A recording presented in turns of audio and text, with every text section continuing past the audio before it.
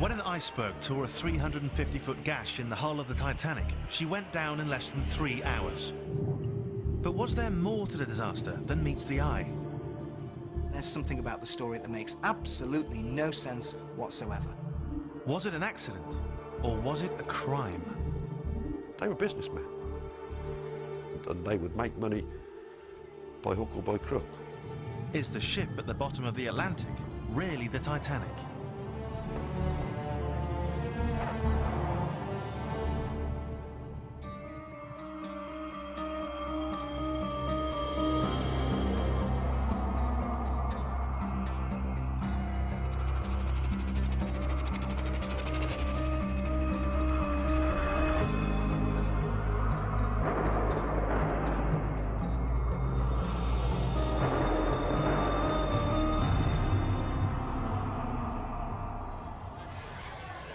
Almost a century after it sank, the Titanic continues to fascinate us.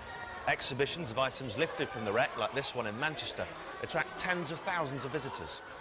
But now a new theory's emerged, which could turn everything we think we know about the disaster on its head. And if it's true, it'll mean that none of the items on display here even came from the Titanic at all.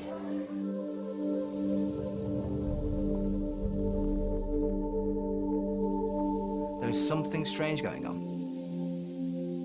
And the more you look at it, the more convinced you become that there is, at least maybe we don't know quite what at the moment. We don't know quite what yet in the story, but there's something very, very strange going on. There was no attempt made at all to save that ship. It was almost as if they wanted it to go to the bottom.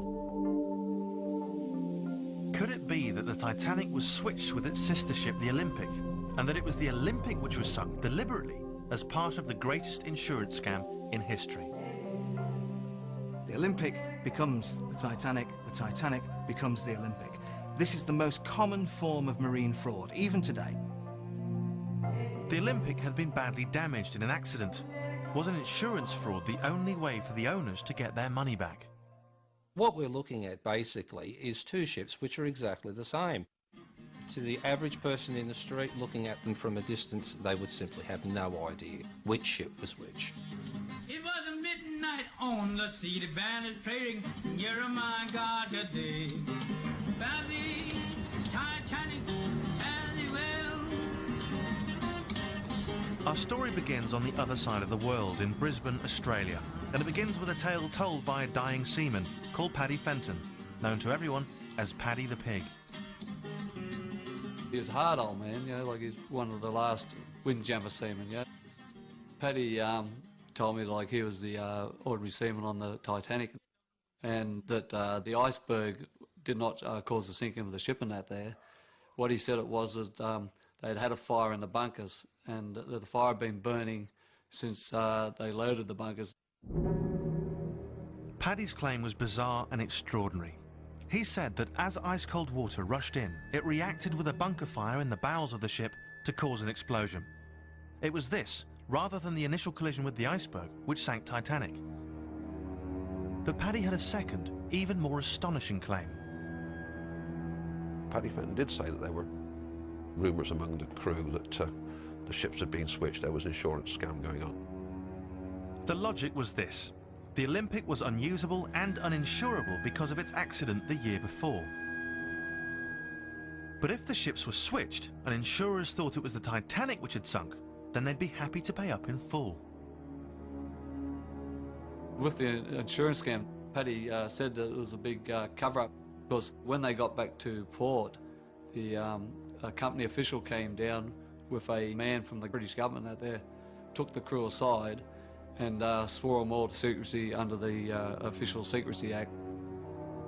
I think the only reason Paddy was telling me is because he was getting old and that there, and I think he just wanted to clear his conscience. The thing that haunted him the most was the women and children, their screams. Paddy's stories seemed outlandish, absurd even, as you might expect from someone who walks around calling himself Paddy the Pig. But then, in 1985, came a discovery which would transform the study of the Titanic. On September the 1st that year at 12:50 a.m, an American submersible in the North Atlantic began picking up strange images on its underwater cameras. Within minutes, the crew realised they'd made the greatest underwater discovery of the 20th century, the wreck of the Titanic. It lay 2.5 miles down and was broken into 3 pieces. And there, in the side of the ship, was a hole, just where Paddy the Pig said it would be. The plating is pushed outwards. It's not where something's hit the ship. If it was iceberg damage, when the ship had struck something solid, the plating would have been pushed into the ship, not outwards. The thing with Paddy the Pig is that unless you knew that that was true, you couldn't have made that up.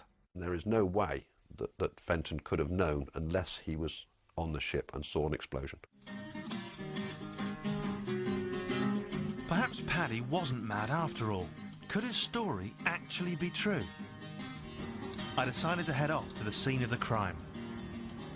I'm standing at the Harland and Wolff shipyard in Belfast, and it's on this exact spot that the Titanic and its sister ship, the Olympic, were built.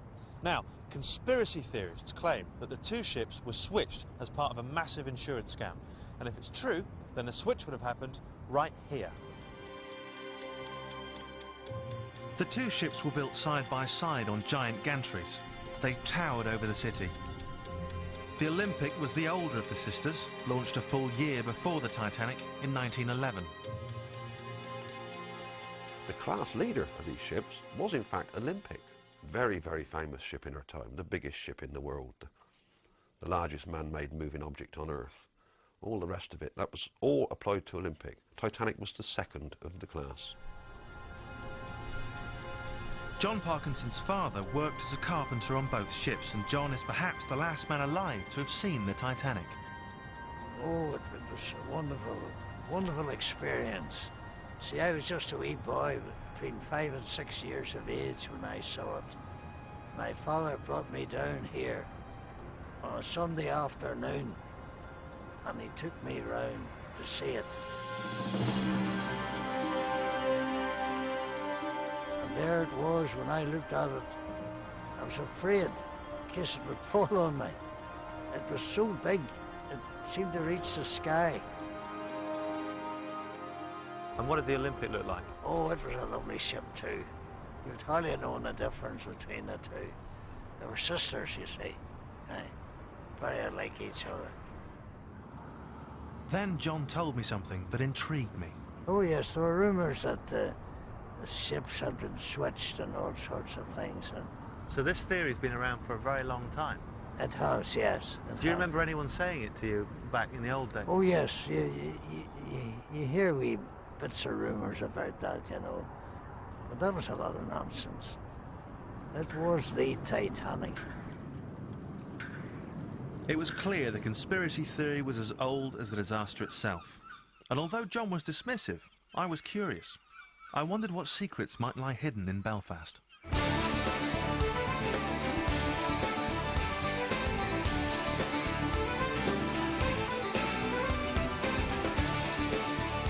Have you got a call lined up there, Sean? Jerry Anderson has his finger on the pulse of Northern Ireland. If I wanted to reach the people of Belfast, I knew he was my man. Earlier on today, I mentioned the fact we're going to be talking about Titanic. I've got 2 gentlemen with me who are from a station, a TV station that is not the BBC, and they're making a programme about the Titanic. What's the crack? Well, it's basically about Titanic conspiracy theories, and there's one main theory we're looking at, and that is that the Titanic wasn't the Titanic at all. Right. Now, you're looking at me like I might be a bit odd. Well, I know you look a bit, but that's neither here nor there. I promise you there's more to it. Essentially, the Titanic, and I'm sure many of your listeners are aware of this, had a sister ship called the Olympic. And the people in charge came up with a plan, and that was to swap the Olympic with the Titanic. All right, so the ideal thing for you would be if someone rang this programme today and said, listen, funny enough, I remember my grandfather coming into me and saying, do you know what happened last night? I came out to work for the Titanic, and it was a different ship. Exactly, yeah. No, that would be absolutely perfect. You know, I'm not pinning my hopes on it. Absolutely. Someone on the line here already, I don't know who it is. Jim? Good morning, Jim. Good morning. Yes, Jim, have you any connection with the Titanic at all? My partner's grandfather actually worked and built the Titanic. Basically, it wasn't Titanic, it sank. It wasn't, did you say? Yep. Wow, how do you know that? It's the Olympic, it sank. He swore on, I think, the sister ship. Are you serious? Yep. White Star Line, there were financial difficulties, and that's the only way they could claim and get themselves back on track. I mean, that seems to go with what I've been hearing. I was hearing that the White Star had some financial difficulties, especially with the Olympic, so they couldn't get any insurance money for the Olympic, so that's when the swap took place. Does that kind of fit with what? Yes, it does. Right. This was becoming more intriguing by the minute. Jack Johnson wanted to get on board. Captain, he says I ain't hauling no coal. Found the Titanic very well. If the Titanic and the Olympic were switched, then the trail of events which led to the disaster began here in Southampton on September 20th, 1911, with a collision between the Olympic and the Royal Navy cruiser HMS Hawke. The problem White Star had with the Olympic kept hitting things. The Olympic is pulling out of Southampton. It's on its way to America. And HMS Hawke is a faster ship. It's passing on the starboard side, on the right-hand side. The two ships found themselves on a converging course, and neither was able to take evasive action fast enough. The Hawke was a vintage 19th century battleship which was fitted with an underwater ram. And this thing was there, actually, to do as much damage as possible to any other ship she managed to ram in the side. The Hawke cut an enormous double hole in the side of the Olympic, the ram below the waterline and the bow above the waterline. Nasty. And if you think the Olympic looked bad, you should see the Hawke. Everybody on board felt the impact. Glasses were knocked off tables. People were knocked off their feet. They slapped together a makeshift repair in Southampton, but it wasn't till the Olympic had limped back to dry dock in Belfast that the full scale of the damage from the Hawke's underwater ram became clear. When she got back to Belfast, this repair, that had taken a fortnight at Harland and Wolff's Southampton yard, had failed. What this tells us is that for the back end to flood, and for these steel plates beneath the waterline to have been moved, the hull has to flex to tear the rivets out. Well, if the hull is flexing at that point, there can only be one reason: the ship's back's broken. Effectively a death sentence for the ship. Harland and Wolff has always denied the damage was on this scale. But this diagram, only recently released by the firm, shows hull plating had to be replaced along the entire length of the ship. Not just in the stern where the Hawke had struck. Strange enough, the forward end of that diagram almost exactly duplicates the supposed damage to Titanic, damage that supposedly sank Titanic on the night of April 15. It's a coincidence, and I don't like coincidences. Quite possibly, yes, quite possibly that was a weak spot on the hull. Was the Olympic a write-off? The ship they got was just a couple £100,000 worth of scrap iron. Was the White Star Line about to go down the tubes? Something has to be done. These men are desperate. Could they really have been prepared to contemplate the drastic solution Paddy the Pig claimed? To switch, then sink their own flagship?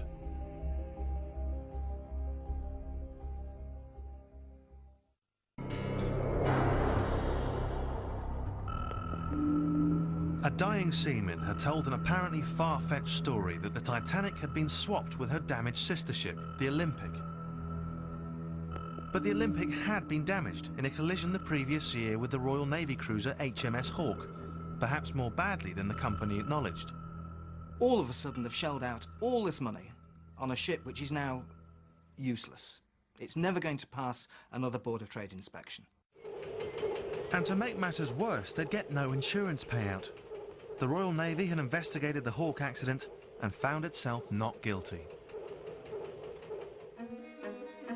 Steamliners were a multi-million-dollar business.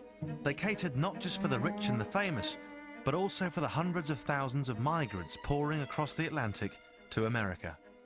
Olympic and Titanic are, in fact, the White Star Line's survival strategy in the very, very competitive North Atlantic trade. The company could well go into receivership Something has to be done. These men are desperate. The Titanic's ultimate owner was the American J.P. Morgan, one of the most ruthless financiers of the age. The head of White Star was Bruce Ismay, an equally shrewd operator. They were businessmen, and they would make money by hook or by crook. They knew they were in trouble. It may have been at this point that someone in the company came up with a bright idea. Why not take the exact copy of the ship, sitting only 200 or 300 feet away? We have a lame duck. We have a boat that's no good. So we swap it over with the other boat. Their only way out, really, was an insurance fraud. Otherwise, the ship they got was just a couple £100,000 worth of scrap iron. Even today, the most common form of marine fraud is to swap the names of the ships. Goes on all the time. And in those days, it was no different. By staging an accident, they could then claim the full insurance on the Olympic. And the Titanic, masquerading as the Olympic, could sail around the world for the next few decades, earning money for White Star. Here is a perfect opportunity to make good on their losses, make good on the insurance, and develop this whole fraud that no one, they hope, is going to spot. It was brilliant in its simplicity. But if White Star were going to get away with it, first they'd have to make sure these two ships really did look identical. Bruce Beveridge is a former Chicago cop, a Titanic enthusiast, and a skeptic about the switch theory. He spent years poring over plans and pictures of the two ships, applying his detective skills to the mystery. The small differences between these two ships were minute, and you really had to have a sharp eye in order to pick them out. Bruce looked at photos taken in the months before the disaster and was surprised by what he saw. I found that when I started to compare the photographs of the two ships up until April 1st of 1912, that the Olympic surprisingly was starting to look more and more like Titanic. What should be a case against a switch, we find that the pictures actually start to promote it after a while. For Bruce, the most dramatic example was the portholes. The Titanic had a distinctive 5-porthole arrangement on the forecastle deck. This feature was missing on the Olympic at the time of its launch. But then, at some point in the winter of 1911, it was suddenly changed to exactly the same pattern as the Titanic. The reason for this, we don't know. But for some reason, the Olympic started to look more and more like Titanic. But should be evidence to disprove a switch theory, in fact, supports it. The sisters were becoming twins. By the spring of 1912, the two ships were almost a perfect mirror image. The plan was primed and ready to go. In March, the Olympic was brought into the dry dock in Belfast to have a propeller blade replaced. It was a job that should have taken 2 days, but the Olympic was here for 1 week. It was at this point that many believe the switch was made. There was only one dry dock that could handle ships of this size. They were racing to complete the Titanic. Only one dry dock. The ships were changing places, perhaps on a daily basis for about 4 days, March the 2nd onwards. And that's it. That was your opportunity. The switch would have been very simple and very quick.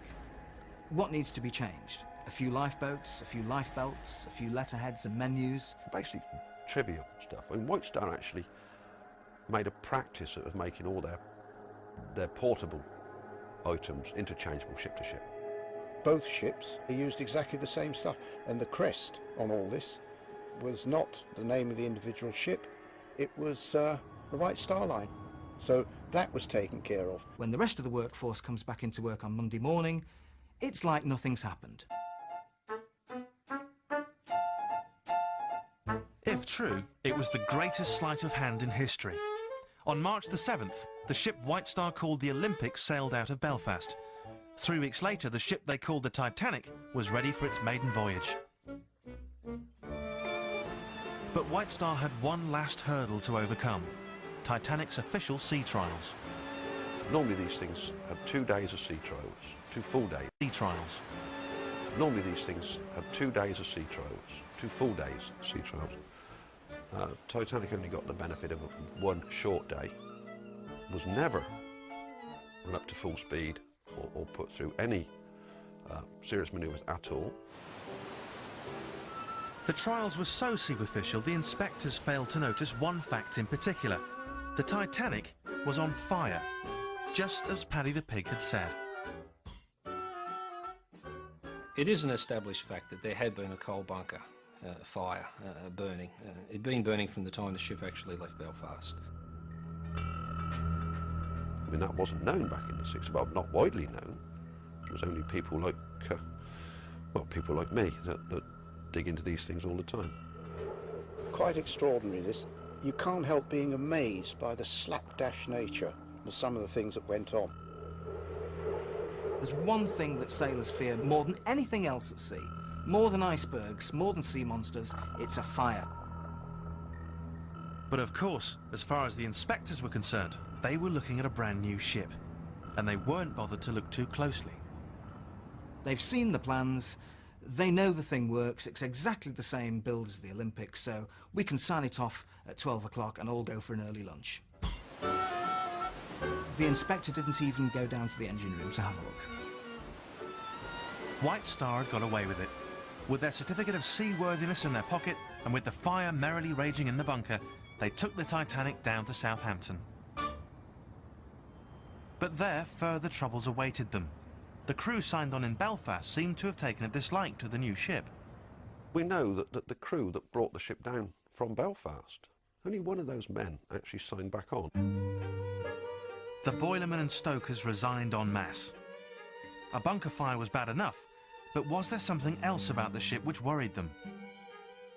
As the first crew to actually work the ship, they would have noticed almost immediately that the coal bunkers, the furnaces on the boilers, were not new. They didn't want to know about this ship.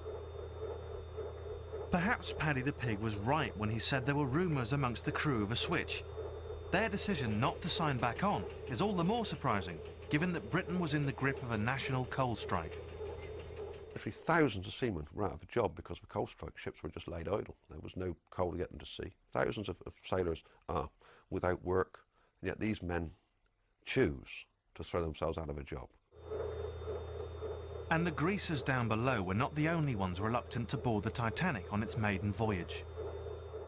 If you look at the records, 55, mainly first-class passengers, have also cancelled their voyage. The strangest cancellation of all was the ship's owner, the financier J.P. Morgan.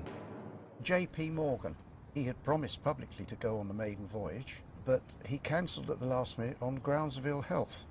And shortly afterwards, the New York Times reporter ran him to earth in the south of France, where he was extremely healthily diverting himself with his mistress. When Titanic finally set sail from Southampton on April the 10th, it's a little-known fact that she was just 2/3 full. The plan, it's argued, was to scuttle her in mid-Atlantic, but the company had one minor problem. She was full of people. The captain, E.J. Smith, would need to be in on the plot, and there were various White Star officials on board, including the ship's designer, Thomas Andrews. They'd need a rescue vessel. Enter Stanley Lord, captain of the passenger cargo ship, Californian.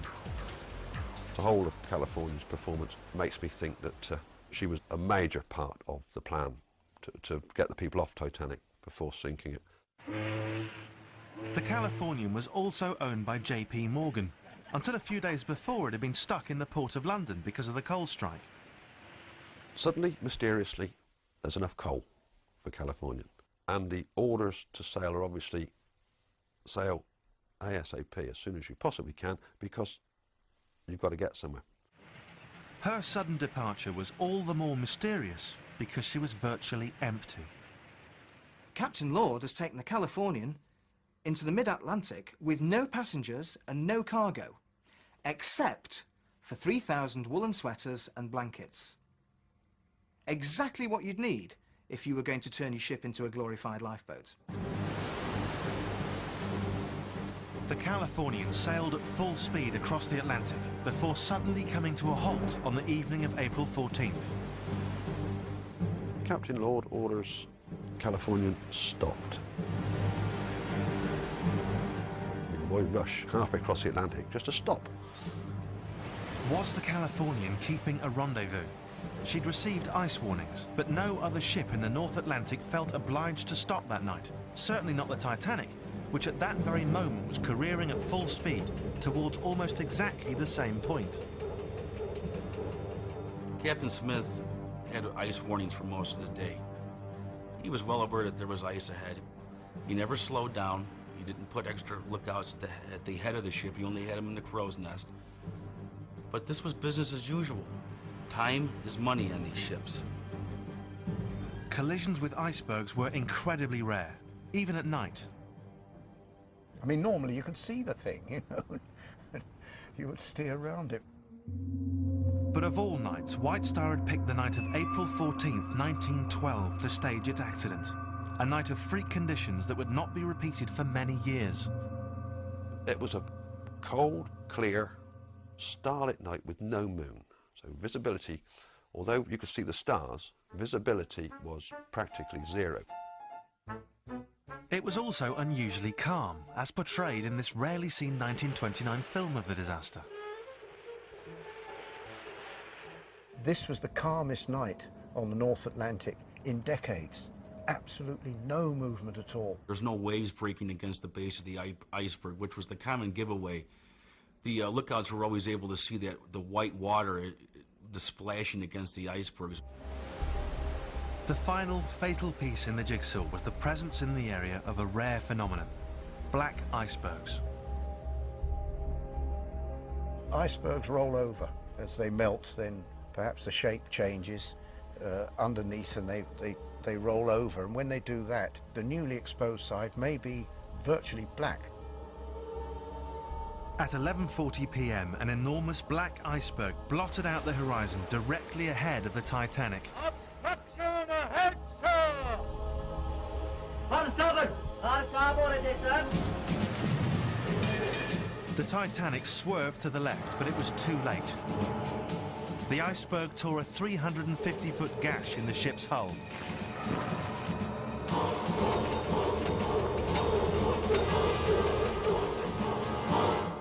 The Titanic was divided up into 16 watertight compartments. Now, any two of those could flood and she'd be okay. But the iceberg sliced through the first 5 compartments. Thomas Andrews, the ship's designer, took one look at the damage and knew the Titanic was doomed. The Titanic hit the iceberg at just the right angle to cause just enough damage and just enough watertight compartments to cause her to sink. This was unheard of. If Captain Smith had been trying to stage an accident, he'd now suffered a real freak accident. He appeared shocked and stunned. Here we have a situation where it all starts to go wrong. The best laid plans of mice and men. That early period after the collision, the senior officers froze that they didn't do any of the things they should have done. The first SOS didn't go out for 35 minutes. 35 minutes, that's a quarter of the time it took for the ship actually to sink. No SOS. And an hour and 25 minutes after the collision, that is when the first lifeboat is launched.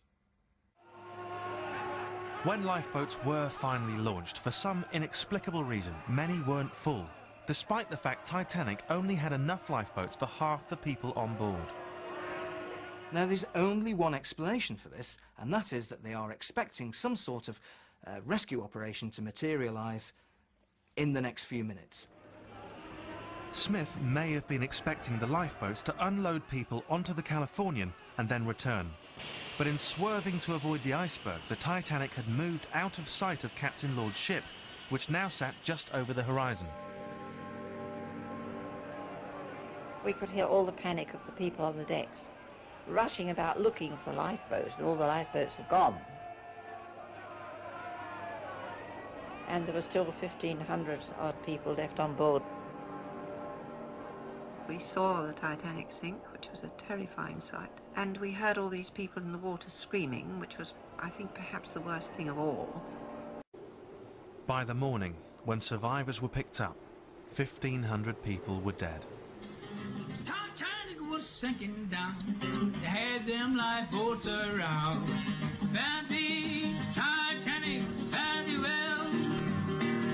When the Titanic was sinking down, they had them lifeboats around. Found the Titanic fairly well.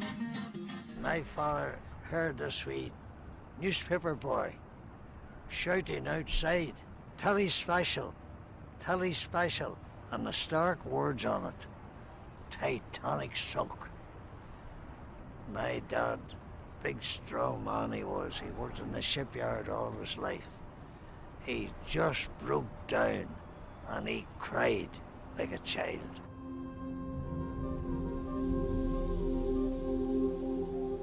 What had started here in Belfast as one of the greatest scams in history had ended in fiasco. If the truth had come out, it would certainly have been a bit embarrassing for the political establishment. As the traumatised crew arrived back in England a month later, it appears they were being closely watched. More than 700 of the 900 people employed on the Titanic had died, but for the survivors, the ordeal was not yet over.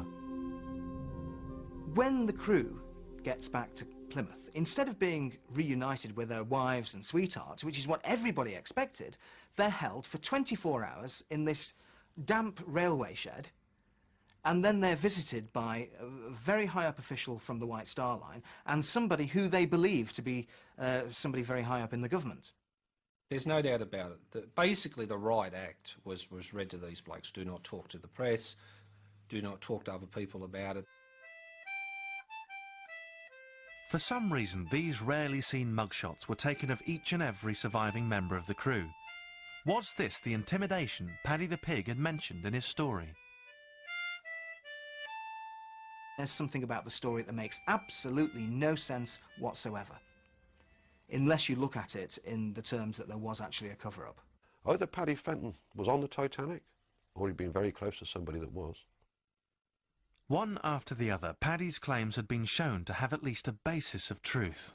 Paddy the Pig's story may have sounded like the slightly odd ramblings of an elaborately named sailor, but it proved remarkably accurate.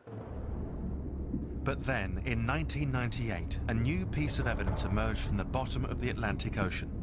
A 17-ton piece of the wreck which appeared to blow a hole in the entire switch theory.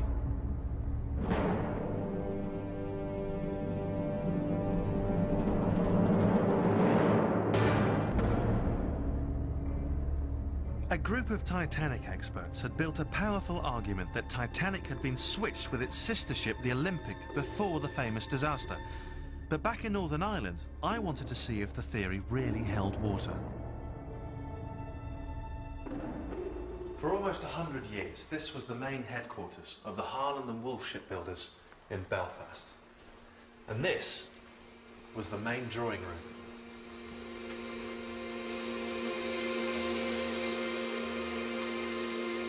It was in this room that plans for both the Olympic and the Titanic were drawn up.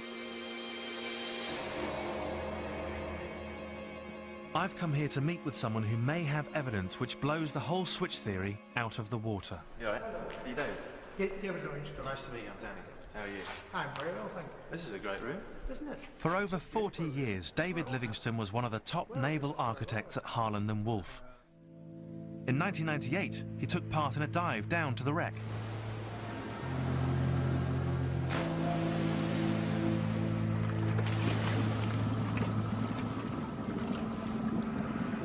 We landed in the debris field, and it was very amazing to see all the things that had fallen out of the ship. And my first view of the ship was the bow rising out of the gloom. Of course, that's the most beautiful part of Titanic and the most well recognized. During the dive, the largest piece ever raised from the Titanic was brought to the surface. A 17-ton chunk of hull. David was asked to identify it. There were two large portholes and two small ones. And we thought initially that this would be a very easy way of identifying where it came from. He looked first at the original master plans. plans which were drawn up for both the Titanic and the Olympic. But to his surprise, the pattern of portholes on the hull piece was nowhere to be seen. But then David ordered up a separate set of plans which were done just for the Titanic. This is the specific plan for Titanic. So that's ship number 401. And we can see here that the two small portholes are actually shown on this drawing. So this is specific to Titanic. The Titanic plans matched the wreck. It turns out an extra toilet had been added, meaning an extra porthole had to be drilled. A porthole which never appeared on the Olympic. And then it all fitted into place. Now, is it in any way possible that you were mistaken that day and that you weren't looking at the Titanic at all, that you were looking at the Olympic? Absolutely not. This, of course, is a section of the biggest piece of the Titanic that's ever been recovered, and it's a real favorite of mine, of course, because you can see those wonderful overlapping steel plates and some of the two... Robin Gardner is the high priest of Titanic conspiracy theorists. A former plasterer from Oxford, he's now writing his third book on the subject. A film set, this is the real thing. That's right. I took him to Manchester to meet with Mark Lack, head of the Titanic exhibition. This is actually, Robin, as you know, the recovery of the big piece, the largest piece of the Titanic that's ever been recovered. And of course, I got Mark to show Robin the new evidence. But what's unique, of course, are these two small portholes that are in the center, the smallest portholes, that only show up on the deck plan, or the plans of the Titanic. Yeah. But Robin wasn't fooled that easily. Obviously, Harland and Wolff would have spotted this almost immediately and converted the second ship to have the correct number of portholes. It's no great difficulty for shipbuilders of the calibre of Harland and Wolff. The wreck was still the Olympic, he believed. The extra porthole had simply been added following the switch to make it look like the Titanic. There was no problem in altering anything on these ships as far as Harlands were concerned.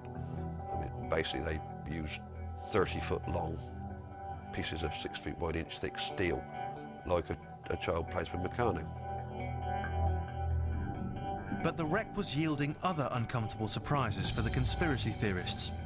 On the starboard propeller blade, the number 401 was clearly visible. Titanic's ship number. In the foundry where those things were cast, and they were cast right at Harland and Wolff, they marked those blades so that they could identify which ship they belonged to, so that they would not get mixed up. But again, there may be an explanation. In October 1911, when the Olympic returned to Belfast following the Hawke collision, she had to have her propellers replaced. Is it possible they simply took the propeller from the still unfinished Titanic? The damaged propeller of the Olympic is now useless, so they remove that, they take the starboard propeller from the Titanic and put it on the Olympic. Now, if they did do that, then everything gets a bit confusing. So, the ship that's on the bottom, if that's Titanic, then obviously the wrong propeller was obviously fitted to Titanic to Olympic in the first place. Has to be, doesn't it? Say that again now. I'm sorry. Let's work through it. No, I don't think I'd follow me through that. And if these two are confused, how am I meant to keep up? But could you really just have stuck Titanic's propeller on the Olympic? Bruce Beveridge doesn't think so. Propellers for ships are not exactly alike. The whole reason why they put the 401 on it in the first place is so that they knew in the yard that this propeller was meant for the Titanic. I mean, if they were interchangeable with the Olympic, then there would be no reason for that. You could just go into the shed and say, give me one of the big ones in the back. And the propeller isn't the only item which was marked. This cabinet was found floating in the water at the wreck site shortly after the disaster. On the back, 401 is clearly visible, and there are numerous others with the 401 stamp. I think we found about 6 pieces. That it was an obvious stamping or numbering. But again, Robin's not convinced. Of course, these things would have been parked in the stores at Harlands. The man goes to the stores to get, for the sake of argument, a stand for a telegraph. Pick up the first one he comes to. Yeah. Now, it's interesting. The official number for the Olympic was... What, 400? 400, right. Yeah, we have never found anything at the wreck site that has 400 on it. That's the old trick. If you're not looking, you won't find it. It's, that's... But I think if we would have spotted 400, it would have caught our eye, of course. Well, good. I'd like to. Right? Yeah. I'll give you a ring when we do. Well, thank you. Bruce Beveridge's obsessive study of photographs was also beginning to yield results. He'd found that although the two ships may have looked similar from the outside, on the inside there were a number of minor differences. There's too many minute changes, whether it be a light on a bulkhead that was placed one frame to the right or one frame to the left. You know, these are things that people who pay real close attention to these two ships and these photographs can notice. The wheelhouse was just one example. We have the wheelhouse of the Olympic. Originally, her wheelhouse had a curved front. On Titanic, the wheelhouse had a straight front. On the wreck today, the ship's wheel is the main attraction for visiting submersibles. Plaques have been left along the base of what was once the wheelhouse wall. As this photo shows, that wall was clearly straight, as on the Titanic. The evidence is there in the photographs. The differences that are on the Titanic from the Olympic can be verified through the wreck. Anything that is still left that were specific to Titanic on the wreck are still there. Hello. And back at Radio Foyle, the trail was turning cold as well. Yes, who's that? Roy Anderson. Yes, hello, how are you, sir? What have you got to add to our story? Right. First of all, well, my grandfather and my wife's grandfather were both cabinet makers on the Titanic. My grandfather and my wife's grandfather never, ever talked about the boat being changed or switched.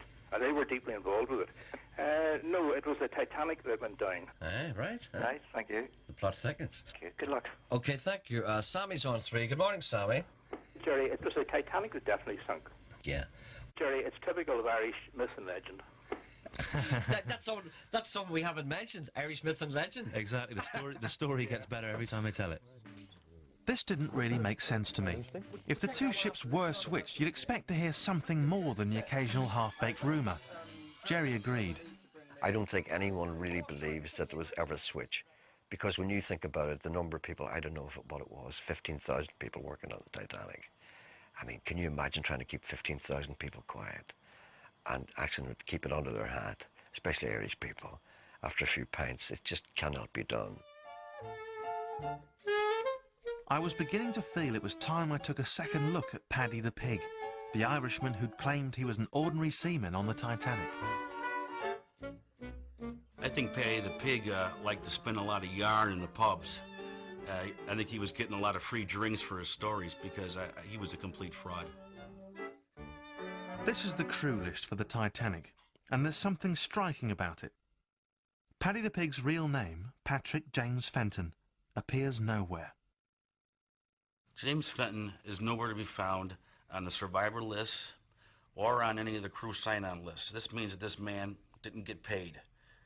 You know, it's one thing to be missing from Rostron's list of survivors or any other official list of survivors. It happened a couple of times. But to not be on the crew list, that is definitely a red flag. That means that the man wasn't there. As for Paddy the Pig's hole in the starboard hull, well, there's another explanation. The simple fact is that the ship actually broke in half, and when the bow section went down, she hit the bottom, nose first, and dug herself in and then bent backwards. And that opened up the plating in the area where the reserve coal bunker was. It is just coincidence that it happens to be near the reserve coal bunker. Paddy just got lucky. When the Titanic was sinking down, they had them lifeboats around. Found the Titanic very well. So, was the Titanic switched at birth? The experts are divided. I would have to say that the question remains open. I do not have enough concrete information to categorically say that the ship on the bottom of the Atlantic is the Titanic. It's amazing how far you can go with it. It's astonishing how easy it was or would have been to make the switch if that's what happened. I think it's utter nonsense. It may be a very good bit of fiction, but it cannot be substantiated in facts. The switch theory, I think, makes for good reading. I think it would probably make a good movie, but it's a myth and it should remain there. So you reckon it's bunkum? Absolute bunkum. This is a cracking conspiracy theory, and one that's all too tempting to believe, were it not for the vast, massive evidence against it. But that's not to say it's absurd. Far from it. It's very, very easy to see how this whole thing must have begun.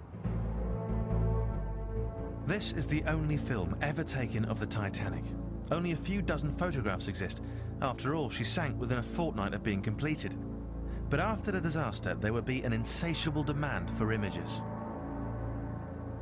People started churning out souvenirs, quite extraordinary. Something like 200 commemorative postcards, and I don't think any of them showed the Titanic. They all showed the Olympic.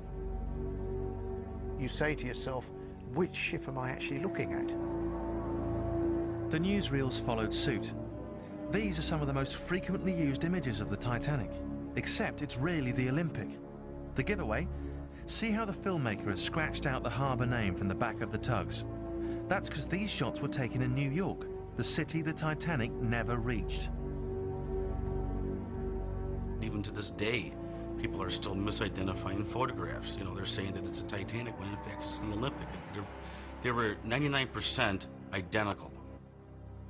So it seems the Titanic and the Olympic never were switched. There never was an insurance scam. But by a twist of fate, it's the Olympic which has sailed into history in 1,000 postcards and newsreels. Unless, of course, they were switched, in which case it was the Titanic after all.